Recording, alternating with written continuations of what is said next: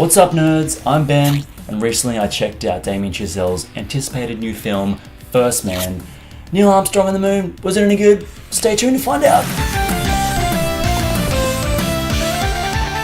First Man obviously tells the story of the moon landing by astronauts Neil Armstrong, Buzz Aldrin, and a few other names you might be familiar with. But what you might not be so familiar with are the cost blowouts and the lost lives that occurred in the lead up to that legendary Apollo 11 mission. If I had to say what the main point of difference is with this movie, it's perspective. Perspective is everything. From the opening frame, Damien Chazelle puts you literally in the shoes of Neil Armstrong and gives the audience a feeling of what it's like to be these astronauts in the early days of the space race.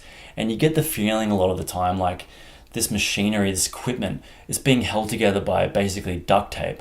And that's because they were so desperate to beat the Russians to the moon. And there's this theme running through the film of, is it right to spend all this money on something like the space race when Vietnam's going on at the same time? And it does touch on those social influences. And it's very matter of fact in the way that it tells the story. And that filters right down to the acting in this.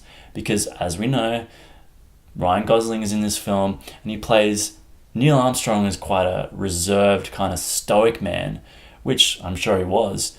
But there's very few moments where he kind of really lets the emotion out.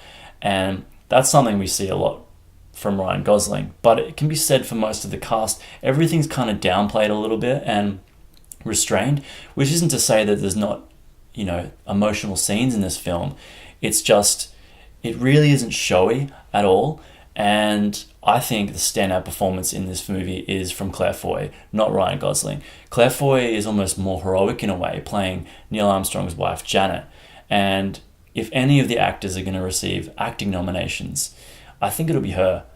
You're a bunch of boys. You don't have anything under control. Speaking of nominations, I actually think this will get quite a few, and it'll probably win in the technical categories. I would say, sound editing, score, the boring ones that no one really cares about except this idiot. And yeah, it uses a lot of practical effects. I would say that's what really helps it make an impact on the big screen, because there's CG in this film. Of course there would be CG in this film, but it's hardly noticeable. And there's often times in this movie where you look at it and go, like, how exactly did they do that? I know it's not real, but they use a mixture of old techniques and new techniques.